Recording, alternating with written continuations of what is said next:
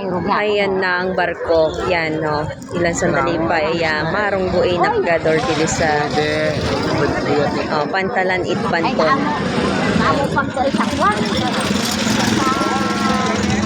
Sa Panton. Ayan. Salamat. Next year ulit. Paole isinra. Sa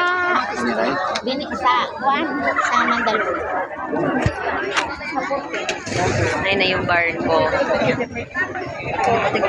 At sila ay babalik na ng Manila.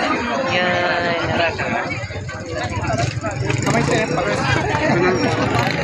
May mga ticket na din sila.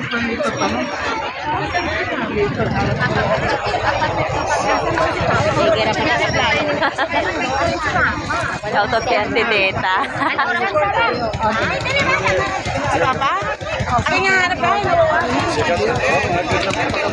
Dami ng dami ng pasahero ngayon. Sana nga, magdilangil ka. Magdilangil ba? Start! Bang! Bang! Napapicture mo tayo kay Father Noah. Alin mo na? Ali, ka mo. Dili ka na. Di pa picture. Ay, sige po.